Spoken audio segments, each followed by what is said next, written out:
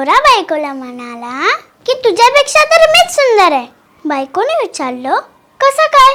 तर नवरा म्हणाला, जर तू सुंदर असतीस तर तू ब्युटी पार्लरला का गेली असतीस?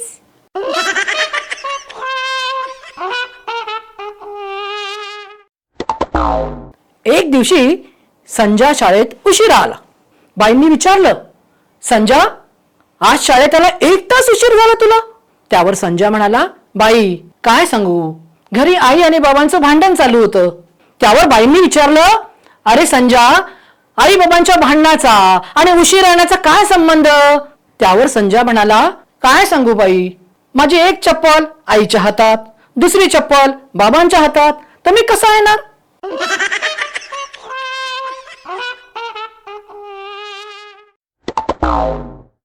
एकदा शाळेत शिक्षक आणि मुलांना विचारले, मुलांनो, शाळेच्या गेट समोर जर तुम्हाला बॉम्ब दिसला तर तुम्ही काय कराल?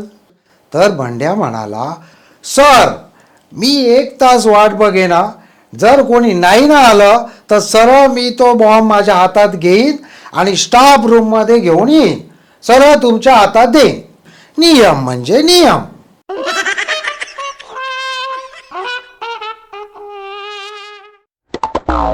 बाईंनी मुलांना विचारलं, साऊथ आफ्रिकेमधल्या 3 प्राण्यांची नाव सांगा. राजू बोलला, मी सांगू? टीचर म्हणाला, सांग. राजू बोलला, 1 वाघ आणि 2 त्याचे आई बाबा.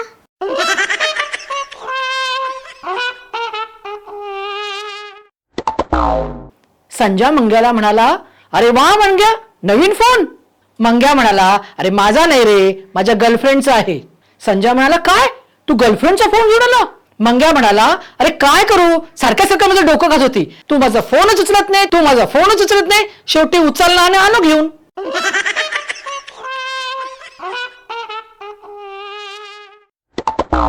मालकीनबाईंनी कामवाल्या मावशीनं विचारलं, काय हो मावशी, काल दांडी मारली, काल तर पाऊस पण थांबला होता. तर मावशी म्हणाल्या, आता काय सांगू ताई तुम्हाला, मी निघतच होते, पण ते ABP माझावाले म्हणाले, कुठेही जाऊ नका, पाहत राहा ABP माझा. मी पाहत राहिले.